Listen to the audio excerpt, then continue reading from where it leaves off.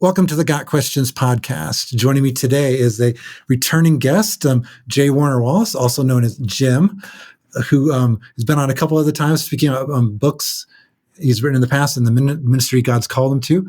But something pretty unique today, something we've definitely never covered on a Got Questions podcast episode, but he sent me a copy and I was intrigued by it. So today we're going to be discussing his new series of graphic novels. At least the first one is out, Case Files, and the first one is titled Murder and Meaning.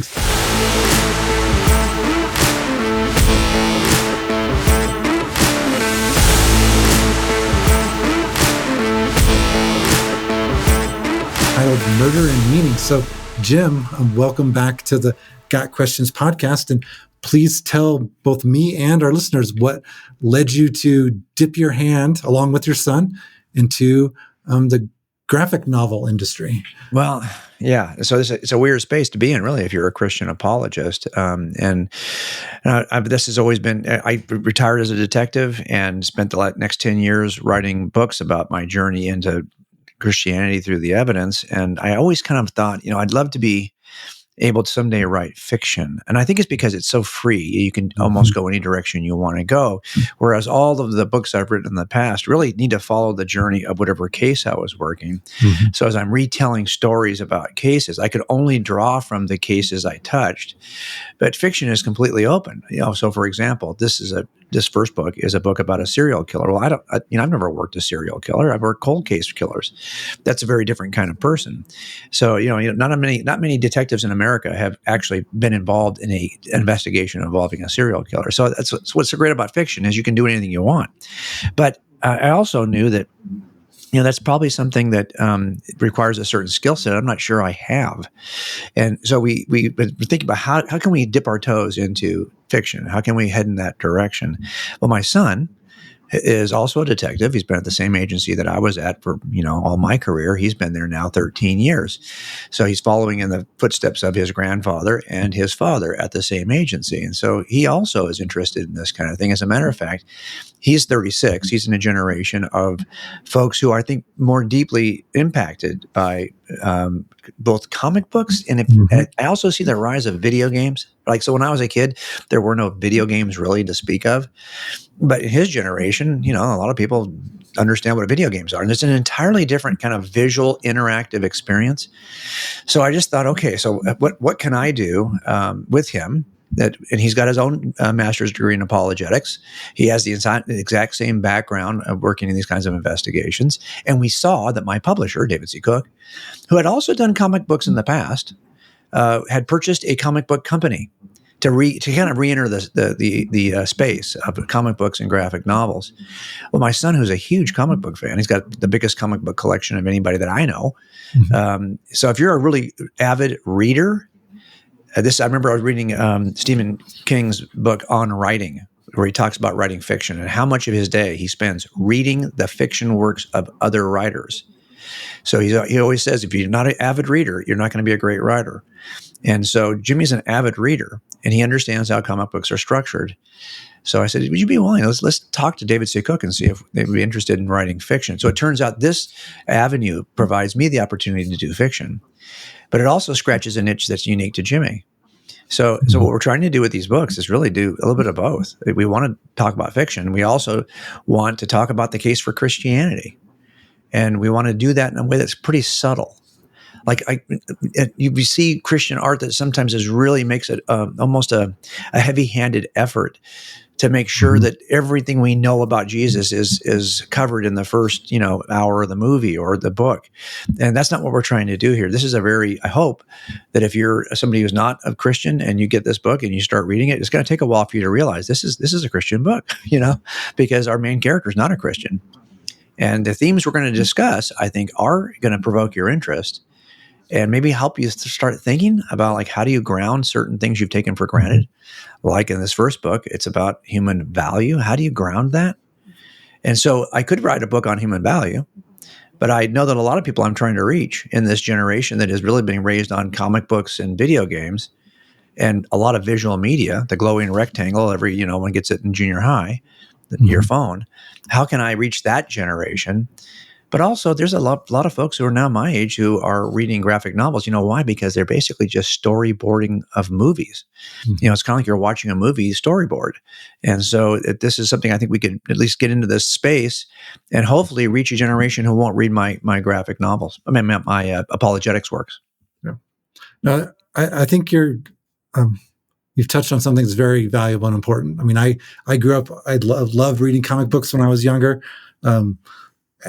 I could tell you a story about me in my late teens deciding to sell my entire comic book collection to a local comic book store, and then looking at it 30 years later and discovering how much money that collection would be worth now, and trying not to cry. Yeah. But besides that story, I've seen people, like some of the different Bible stories that have been made into comic book form. I think there's Action Bible and some other ones that are actually really good graphic novels depicting Bible stories. I've seen young people who have no interest in reading the Bible, that you gave them that and their interest is piqued. They're reading the whole thing. They are learning. And that is a bridge for them to actually engaging with the Bible more. So I love what you're doing. And what I've always appreciated most about your books and the way you speak, the issues you address, is you have both a solid Christian worldview and a very solid understanding of human nature, what the human experience is actually like, the things you've observed, the cases you've investigated and so forth, gives you a unique picture. And that's one of the things I noticed in this graphic novel. It's like, this is real. This is what stuff like this actually really happens out there. And it's being written by two people who understand how real these things are. Yeah, and I think this is one of the reasons why I was glad to do it with Jimmy. I felt like, if you look at the script for a graphic novel or a comic book, it's so bizarre. I mean, the template that we start with, because it has to describe the scenes and what's in the scenes, what's the setting like, and you're writing a movie, you're writing a screenplay basically, and you have to talk. Here are the characters in the scene. This is the overarching narrative of the scene, but here's the dialogue bubbles of the scene. Like there's so many weird layers. And as you're reading through that script, I was like, wow, man, I'm so glad that Jimmy is writing this, because this is just not native. I might write it in paragraph form, but that's not what comic book or graphic novel scripts look like. You're trying to guide the artists. And I got to, first of all, credit, you're right, the Action Bible, that is a David C. Cook publication. And so this is the same company that we're partnering with on this. So Cook, who's got some experience in how you can reach another generation with well-illustrated stories, Action Bible is all from Scripture, we're now reaching out into this genre. And without these artists, oh my goodness, we had a really good artistic team. They're mentioned on the inside cover of the front book. And we actually finished it. And we said, why aren't these artists on the cover? But Cook has a certain format for this, and they didn't want the artist names on the cover. But I'll tell you, we write a screenplay, but it turns out the director, the wardrobe guy, the lighting guy, the scene creator, the set designer, they're all the artists. They're bringing this idea to life. And the same way that, the Bible's pretty explicit in terms of certain settings, but the Action Bible, they had to be creative about what angle are they going to take and where's the lighting going to come from. It's like a lot of movie kind of ideas are in graphic novels. And we were so blessed to have that approach with this team. So it's mostly, we feel like we played a minor role in this in some way. It's such a collaborative effort. But I think that the issue for us was realism. Like you said, we knew. Let's look at the Christian worldview for a second. And how many, from the number of visitors that come to Got Questions, they're coming because they're trying often they have questions because they're trying to reconcile the messy world in which they live with the teaching of Scripture. So what does this mean? We were just last night, we were at a small group in our church. It's all first responders. And we have got some questions come up in the group. What's the first resource I'm going to go to on my phone? It's going to be your website. And why is that? Because we're trying to reconcile something that doesn't seem like it fits. And maybe you've got an answer for us. Well, we know this is true of the Christian worldview. It should have answers for the messiness of what we experience. And if the Christian worldview is true, it ought to resonate not just in like a Pollyannish version of life, because every one of us at some point is going to be challenged, is going to suffer in some way, struggle with something, get fired, lose your job, get sick, all the things that we experience as humans. How does Christianity survive if I've got to explain to the parents of a 10-year-old why their daughter was murdered? Can it survive in that context? Can it survive in this story where we've got several detectives who are chasing a serial killer? I mean, we'd like to think that it's kind of like a superpower. Like in the end, all the planes land peacefully on the runway and everyone's going to be happy. And that's just not the way the world is, the way that we see it as detectives. It's really messy. And people are really broken and fallen. And you see the same kinds of fallen nature in the bad guys, quote unquote. Well, you see that in the good guys, quote unquote. What you see is that we're all the same fallen, messy person. So we wanted a book that would kind of capture that, the realism of that, yet still make some sense out of the world in which we live from a Christian worldview. Like we're trying to kind of answer some of the questions that I think people have related to law enforcement and the messiness of the problem of evil, for example. So these are some big questions. And what's interesting about it is if I gave you like a 5 points, 5 reasons why God might allow evil, that can be very helpful. And we both do this. You do this on your website. We've done it in books. We're trying to give you like a written response to this issue. But if I can share a story with you, which is what Jesus often did, now you start to live in the story and you go, oh, okay, I see now. This is what it looks like in real life. So we knew we could probably do a little bit of that in a graphic novel where we could just take you into the scene, let you struggle with the characters, let you become one of the characters, let you, experience it the way they're experiencing it. And instead of just giving you 5 reasons why this might be the way it is, the way the world is, show it to you in a narrative form. Exactly. The power of story. I mean, it's no denying it. Jesus taught in parables so often, and so many different truths we learn. And multiple times, I'm struggling to try to explain a theological concept to someone, and I can remember something that happens in a movie, and I'm like, "Okay, have you seen this movie? Do you remember this scene?" And use that, and it's like, "Oh, something about having the visual connection for a lot of people, not everyone, for a lot of people, can make a huge difference to have a visual connection to a theology, a doctrine, a memory, rather than just reading text. Truly powerful, what a graphic novel can do. Maybe just whet our audience's appetite a little. So give a spoiler-free breakdown. What is the storyline in this first graphic novel? So we know we have at least 2 that we could do with this publisher. So we're taking advantage of that. We don't feel like we have to cross every T and dot every I in the Christian worldview in just one effort. We've got several efforts here. So we're going to bite the apple in one specific area. We're going to ask the question, what gives humans value? And it's not just that we have value over other animals, but even amongst humans. We notice this as detectives that, in your city, you can have a bunch of murders can occur and nobody seems to even care. The press may or may not even cover it. You expect them to cover, but they may or may not. But if a celebrity in Los Angeles is killed tomorrow, it'll be national news. Mm-hmm. And as a matter of fact, we've seen it in our state, and you probably have seen it in every state in America, where if the right person, quote unquote, is killed, there might be some change in state law to adjust for what happened to that one. Meanwhile, that crime has been going on for years and no one's cared. Mm-hmm. So why is it we think that some people, their death is more meaningful or they're more valuable in some way than others? And how are we grounding that? Is it just notoriety that makes you valuable? Is it what you've achieved that makes you valuable? Is it how much money you have that makes you valuable? And these are the things that we typically in culture will kind of ground our value in. And even our own personal identity in. So what we've got, just as a kind of a rough narrative here, is we've got a serial killer is in Los Angeles County, and he himself feels like he has been undervalued by one of the other lead characters in the book, and he is now selecting victims that are increasingly valuable according to culture. So he's in Los Angeles County, so ultimately you could start with somebody who's a nobody, and that's my question, is anyone a nobody?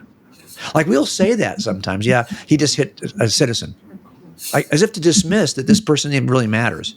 Just somebody. And then he's going to increase his targets until he's heading towards celebrities and toward things, people who are typically given value by culture. Well, we want to challenge that in the book. Where does value really come from? And along the way, as this team of detectives is starting to solve this case, they're starting to ask their own questions about how they're grounding their own personal value. Our lead character is a 25-year vet who's getting ready to retire, and he realizes that if he leaves this job, he's nobody. He's only somebody in his own eyes if he stays. So he's struggling with value. And so we have lots of little tidbits about challenging value along the way. But ultimately, when this thing gets solved, we want to be able to ask we want the reader to say, yeah, how do I ground that? Maybe I've been grounding it wrong all along. Maybe there's a better view of this. And so that's the kind of thought we're trying to provoke, at least. And it's going to be a while as you read this book. We hope it moves fast enough. Graphic novels are typically like maybe, 6 comic books or 8 comic books in one. It's kind of like a comic book is like a chapter in a graphic novel. So it's 160 pages. We hope it moves quickly. It's pretty verbal. I mean, if you look at the kind of word count in it, there's a lot because we're trying to develop characters that are real. We're trying to expose their thoughts, real thoughts, struggles, real struggles. And I don't think we've got a single character in here that's going to come away as a superhero. I think every one of them is flawed because all of us are flawed. Mm-hmm. So we just tried to be very realistic with the development of the characters. And I hope we've given people something to think about in an unusual format. And of course, what's great about Jimmy is that he has such a huge comic book collection that I think he understood the pacing. He understood how he's just an avid reader of comics. I knew we weren't going to stop until he was satisfied that this would rate along. And we got so blessed by the artist that as we started to see these characters come to life visually, we got more excited. And then it became a very collaborative effort, So we had to make sure that some of the things were accurate, like how do people hold guns in law enforcement? What kinds of uniforms do we wear? How do we stand when we're talking to somebody? These are things that we actually think about. And if you're a cop and you're reading this book, you're going to go, yeah, that's actually how we do it.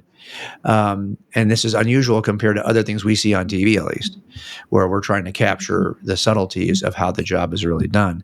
But we hope it's fast-paced. But the goal really here is this is a gateway book. We don't want to write a book that's not a gateway book. If it does not get you thinking about the Christian worldview, we've missed the mark. And so we want in the end this to be something that advances people's approach to the gospel. For me, I needed you to make this gospel feel like it was important to me because I didn't think it was. I needed you to kind of seed before I could hear the gospel as anything other than noise. I needed to address the objections I had. And 2, I needed to have approach. I had to throw the ball in a way I could catch it. Mm-hmm. And I hope that this book does that. Yeah. A couple things. One, a friend of mine who's a firefighter, through a connection to his fire chief, was connected to a recent movie where a fairly well-known actress actually called and asked my friend, so what's it like when someone dies? Wow. And so he actually described, having witnessed, sadly, many people die, described to her, here's how you portray it. And then multiple people who've watched the movie is like, wow, that death scene is accurate. And for those people, it punches especially hard. I never even really thought about doing the same thing in a graphic novel, making sure it's accurate how it's portrayed. But for the people who know what it's supposed to look like and sound like, that will just make it even more real. And secondary, regarding the main plot of this graphic novel, we get so many people who struggle with understanding and even believing that they're made in the image of likeness of God. That every person has dignity and value because of their connection to God, because of how God created them. That whether you're a nobody or a somebody in the world's eyes, equally, according to Scripture, according to Christian theology, everyone has equal value in God's sight. So the murder of a homeless drug addict is no different than the murder of a popular celebrity or a famous athlete or whoever it is. But one of them, obviously, as your graphic novel points out, catches people's attention much more. Yeah, and it's very interesting because cops are just humans, and we suffer from all the stupid distractions that any other fallen human would suffer from. All the same pride issues, all the same humility issues. We struggle with all of that. So, for example, if you were on a team of usually homicide teams in Los Angeles County are more than one person. It's going to be like 5, let's say, and a sergeant, and that means you're going to get every 5th murder. And you're going to have to help on the other 4 until it's your turn again. So you're going to get every 5th murder. We all know who's next up. And so if you're the guy who's next up, you're like going, oh gosh, any day now, here mine's coming, because you're the next guy up. And so what happens is if you happen to be the next guy up and you draw the person who's like one of the victims in our book, who's the homeless guy who's a drug addict. And then the next guy up draws the celebrity. You are like feeling like, oh, dang, I'd rather work that case. You're thinking to yourself, I'd rather work that case. Why? Because you even see your own value. Like, I want to work the case that seems to matter more. Mm-hmm. We fall into this thinking that is not a Christian worldview thinking. Mm-hmm. And by the way, I suspect that if a Hollywood movie star is murdered tomorrow, that the Los Angeles Police Department will allocate resources to that are far and above what they would allocate to other kinds of murders. Because the press is applying pressure to get this thing solved in a way they aren't applying to other kinds of murders. So you see, it's all of us, from the detectives to the people who are covering it to the city mayor. All of these folks have a priority, and they're basically levels of importance, tiers, in which they say, hey, this bottom tiers, we don't really have to worry about them. They're not going to affect anyone's vote. But these top tiers, if we don't solve it, we're going to look like we're incompetent. Here in Los Angeles, in the district attorney's office, I can remember what happens to people when you lose a big case that the populace says you should have won that one, involving a celebrity. When you lose those cases, you end up being unelected. You end up losing the next election. Like your electability is based on not how well you're doing on the cases of regular citizens. Mm-hmm. But in your 4 years in Los Angeles, you're going to have 1 or 2 high-profile cases. We even call them that. They're high-profile. Well, what makes something high-profile? It's because we've assigned value to that victim that we have not assigned to others.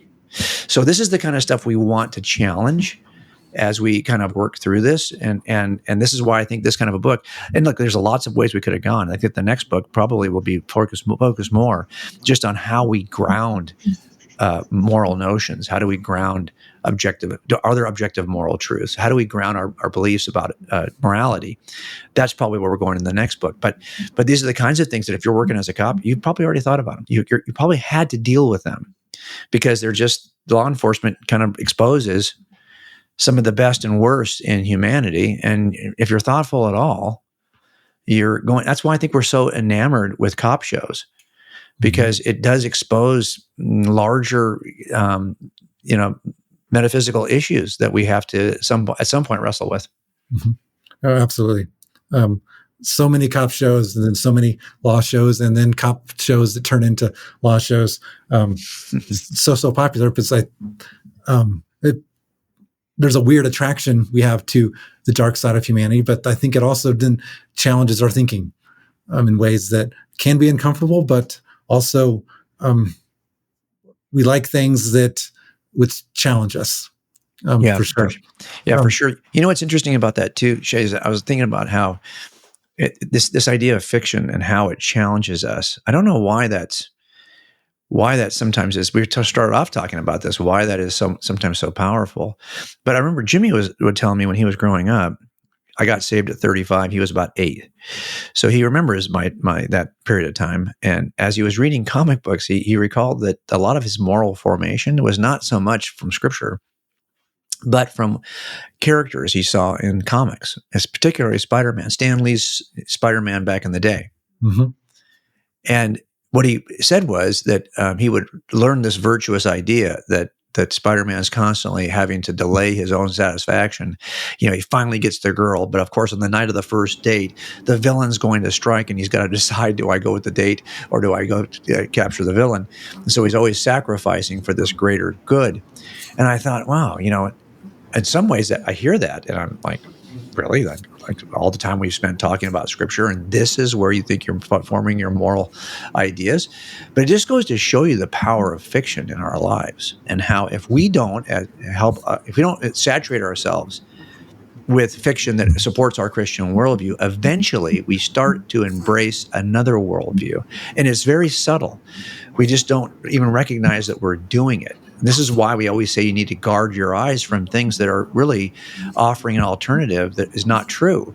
Because if you watch it long enough, if you read it long enough, if you live it long enough, you are living it now. You've actually exchanged the truth for a lie. So we just thought we needed to write something that would resonate from a Christian worldview and have the same kind of formational power. It could help you form your worldview. So what I hear you saying is that with great power comes great responsibility. Yeah, you get a bonus point for capturing that. Yeah, there you go. You're in. That's very good. So Jim, whenever we have an author on the podcast, especially when the book is something that I've been blessed by, I think there's a huge audience for, I'd just love to present you with the opportunity. Who is this for? Who would be most blessed, encouraged, built up by reading this graphic novel? So, and I think Jimmy captured it best when he first talked to me about this. So what do we love? Where's our identity? There's three things that I love.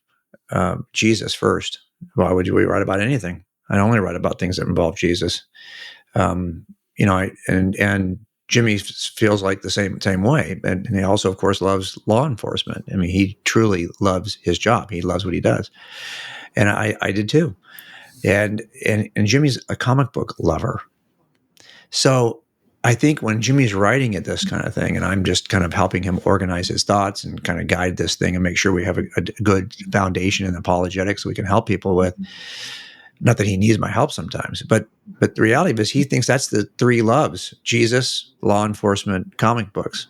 And I think if you're one of those people who loves Jesus, law enforcement, or just true crime mysteries, and comic books, this is probably going to reach you. And that's why we've really been fortunate, Shay. We have not had to say to myself, like, I don't write books and start off by saying, well, who can I sell this to?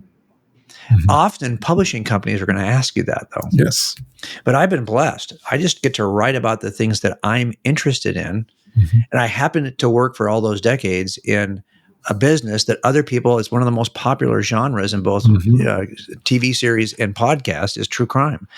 So we get to kind of play in this area and examine what it can teach us about Christianity, what Christianity can teach us about it. And so we get to scratch an itch that we both have. We love Jesus. We love law. We love the true crime space. And Jimmy's a lover of comic books. I think if you're in one of those three categories, you're there. Now, in terms of just what a publisher would ask, when we first started, we thought this is going to be so real that I don't think this is going to be an adult graphic novel. Mm-hmm. But as we wrote it and saw it printed out, and now I've had people read it who have got junior high kids, they're like, no, my junior higher loved this. He thought it was awesome. And I thought, well, is it too gory? Is it too real for like a younger audience? And I think what I've learned is that, to be honest, these are the series that people are watching right now on streaming video. Our young people, our 13-year-olds are already way beyond what we're going to illustrate in this book. And when there's no profanity in the book, there's nothing like that. So, they're already well beyond that. I was talking to my wife about it. She says, when we watched the Super Bowl last year, she was shocked by how many horror movies were advertised in the advertising when you've got young kids watching the Super Bowl. So if you've seen that kind of advertising, or you've watched any of the crime dramas and even the 8 o'clock hour on legacy TV, you've already seen this. So I do think that opens it up to young people, and I'm okay with that. Here's what I mean. I'd be okay if the only people who bought my books were high schoolers. I'd be absolutely okay. Now, do high schoolers read a lot of books? Probably not. So you'd be limiting your audience pretty significantly. But I truly believe that is the most important demographic in the church. Mm-hmm. It is the next generation of Christians that's going to shape the future of the church in America. And so I think we have to address them where they are. And that means a full, robust, it means novels that aren't graphic novels. It means novels that are graphic novels. It means nonfiction that is accessible to that age group. It means every form of literature that we can possess as Christians, our worldview should shine. It should blossom in every creative act, from music to movies to comics and when it doesn't, because we've compromised something in the level of creativity, I think we do a disservice to Jesus. So I think that this is the kind of thing I think could be accessible to young people, and I hope it is. Yeah. Awesome. So, Jim, the graphic novel is Case Files Volume 1, A Murder and Meaning. It's been a long time since I had actually sat down and read a graphic novel or comic book, and I thoroughly enjoyed it. I love how deeply the Christian worldview is in it without explicitly being in it, especially in the beginning. It gets more clear for an informed reader. I can see where he's going, but it wasn't was not the word I'm looking for, so clear in the beginning that would turn people off who weren't looking for something Christian, but it's there. So I'm praying that and hoping that God will use this. Many people will be encouraged, and many people who wouldn't otherwise read anything with a Christian worldview will be blessed and taught by reading this. I know it comes out soon. I know you're excited about seeing how it does. So I'm just praying that you and Jimmy are blessed and continue writing more of these, because I definitely think there's an audience and there's a need for what you're doing here. Well, I just can't believe that you're blessed to have you on this. Have you come on this show, because I feel like the work is so adjacent, right? Like we're trying to carve this thing from two sides, and I just think that this is why I hope to have a symbiotic relationship. But again, I think if there's any character in this book who's going to search for truth, that's what you and I are trying to do. We're just trying to provide them different ways to find it. So I just realized overt was the word I was looking for. Overt, so there you go. Thanks for coming to my mind 30 seconds after you needed it. So, trust me, dude. I'm like an hour after I think about it. After I get off the podcast, that's when it usually comes to me. So, all right. So, Jim, thank you for joining me. And again, I love what you're doing. Keep me updated on future releases. And because truly, I love how you present a Christian worldview. You make people think, and you do it in unique ways, and you do it in believable ways, because it's very, very real. So this has been the Got Questions podcast with J. Warner Wallace about their new graphic novel, Murder and Meaning. Got questions? The Bible has answers, and we'll help you find them.